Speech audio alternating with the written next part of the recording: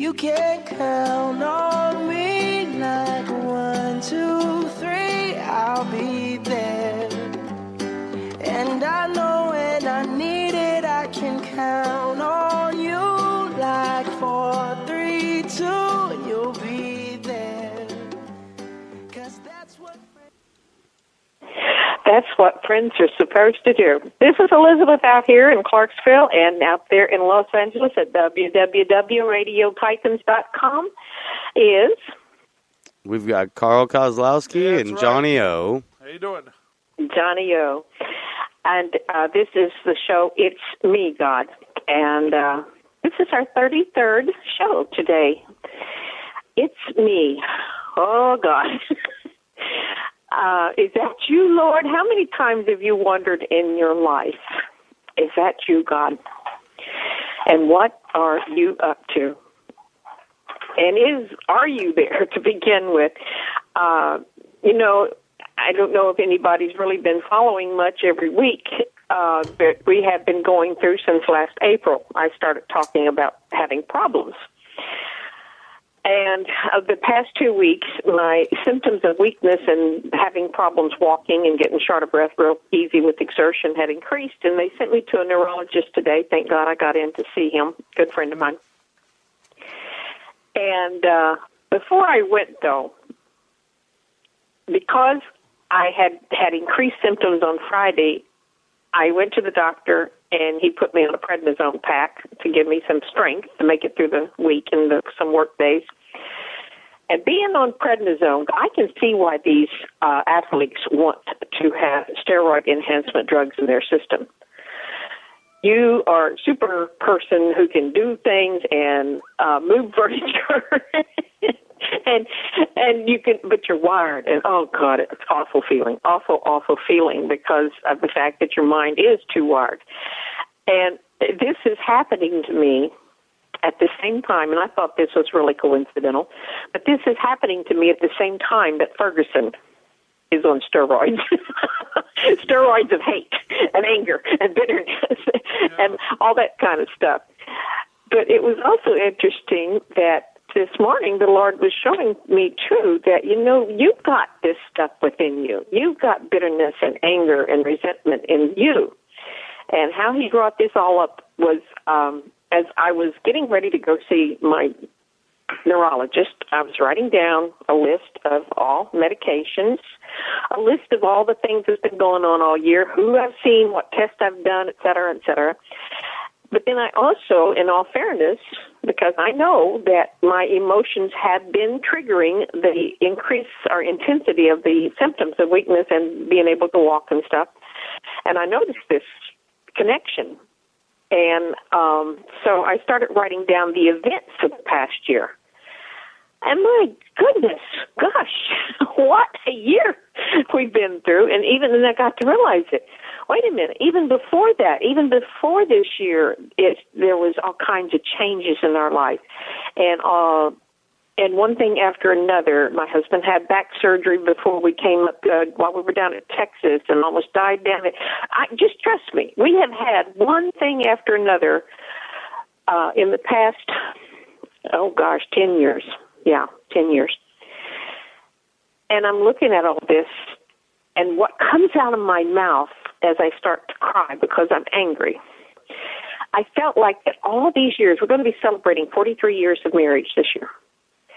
And I felt like, God, I've been carrying the heavier of the load here because my husband has learning disabilities, and he also has had the physical problems in the last 10 or 12 years, too. And because of it, I had been carrying the heavier of the load, mom-wise, parent-wise, financials-wise. And I was mad. I was angry about it. I just felt like it was unfair, just like over there at Ferguson. God's connecting me into the world right now. It's unfair. Life is not fair. And there's just, everybody doesn't get the same nice portion of the meal that's being passed around. And the same, but anyhow, I said, God, it just seems like I've just given my all to take care of, given my all for this man. And And as soon as I said, I've given my all for this man, sometimes I just get a look. I don't even get the words. I just get a look from God like, so? Excuse me, didn't you, when you gave your life to me, didn't you say, I give you my all? Thy will be done in my life, and I surrender all to you. Didn't I hear that out of your word, you're out of your mouth a long time ago? And yes, Lord, you did. Yes, Lord, you did. So in giving my all to my husband, he was showing me, you've given your all to me, and you've surrendered all of your life to me. And I thought, okay. So I was telling him, this is your show today, Lord, because I am just too emotionally, physically, and I'm empty, and I don't know what to even talk about. I was telling him that this morning, and this is when he starts to set me up by having me write down everything for the doctor, and eventually out of my mouth comes, it's not fair, and I've given my all for my husband, and he comes back with this, you gave your all to me. So after I go to the doctor, who doesn't think there's any nerve or muscle things wrong with me, the first thing that pops out of his mouth, this mighty fine-looking doctor who is much healthier looking than the last time I saw him, is you need to get your metabolism in order, and you need to start eating better.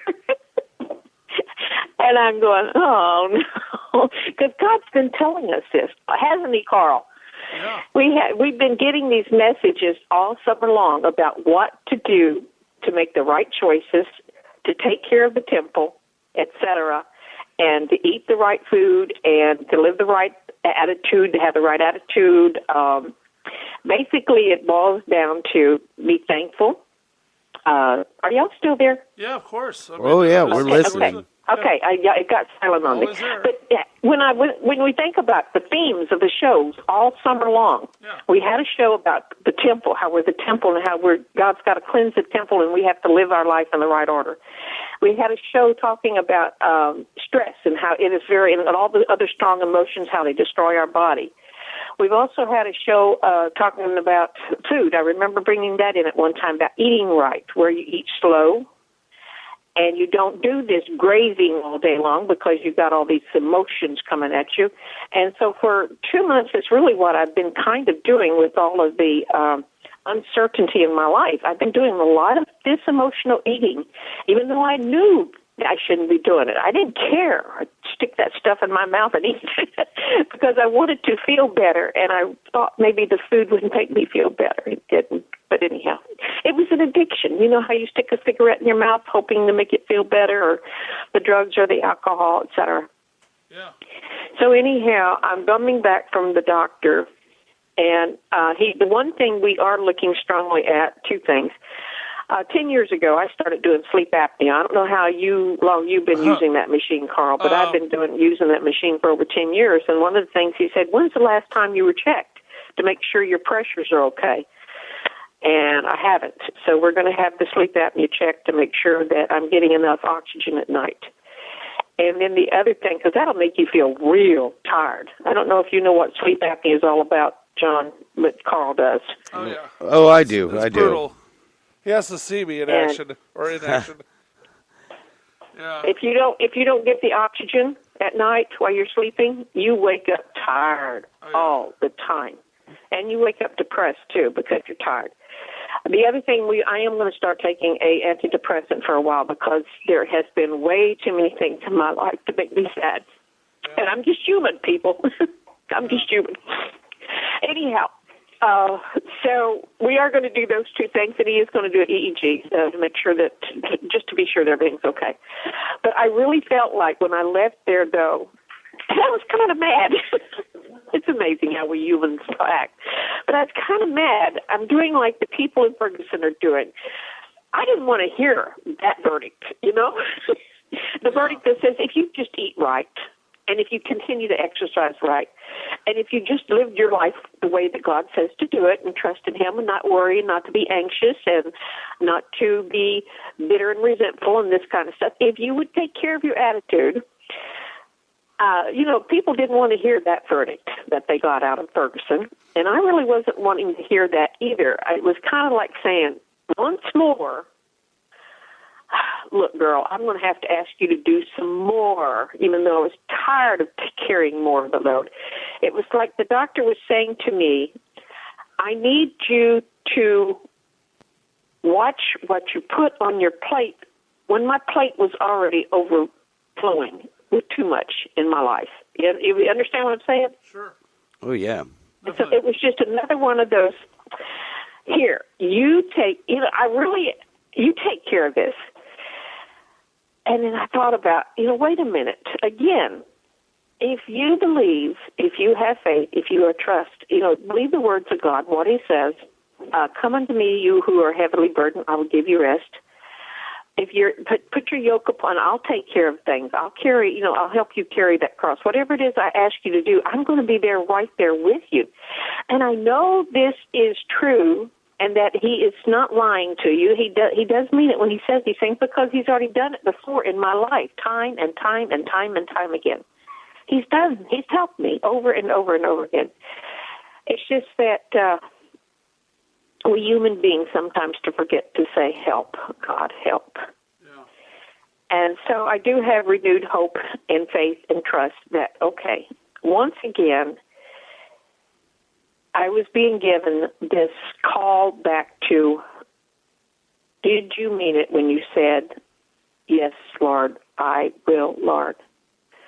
Or again, was it one of those cases, as many times in my life that I have seen myself do this? Yes, Lord, I will, Lord, until it gets a little difficult, until there's a little bit inconvenience, how many untils have you had in your life, guys? Just a few. Yeah. Yeah, but they happen all more the time. More than a few. Yeah, all the time. We make excuses. We make excuses about, well, wait a minute, I don't know. I was thinking about, and it's interesting how my life is right now is in comparison to what's going on in the United States. And did you see the post I put on that? There was a black guy giving this video talk to his brothers. And excuse me, Lord, for saying about what I'm about to say, but I like what he said when he came out. It's about time you take some damn responsibility for yourself. Yeah. Oh, you're talking about the police chief? I said, you are so right. And it's not just him talking to the black brothers. It was talking to the whole world. Each and every one of us need to take responsibility for our lives. And instead of playing this blame game, we have a government that's playing the blame game. We have a president that's playing the blame game. And it's just all this stinking attitude is filtering down. What's in it for me? Or wait a minute, it's my rights. I want my rights, and if you don't give me my rights, I'm going to get mad and throw a temper tantrum or destroy a few buildings here and there. It's really sad, and I'm having the same thing in my own inner life here, and I know you are too, because you are making excuses for things too. So fess up, you are, aren't you? Sure. Yeah. I mean, you're really direct about this, aren't you? Yeah. You better believe it. But this is God. He's saying, hey, you guys, I'm tired of hearing you whining and grinding and complaining and stuff like that when you need to recognize something that you can't expect. That's like a little 2-year-old saying, take care of me forever, right? Sure. Oh, yeah. So if you're going to grow up, if you're going to truly be somebody who wants to be healthy, wants to be well, wants to be a servant of the Lord, it means you have to mean it when you say, I'm here for the duration. We talked about the race one week, about entering the race. You're going to have to stay in that race until the race is ended. You're here for the duration. And the scripture he gave me when I asked him, what is it you want the theme to be, was I opened up to Matthew 10:37, and it's renouncing self to follow Jesus. Okay. This is a tough one. That's really what we're going to be really focusing on, renouncing self to follow Jesus. And it starts out with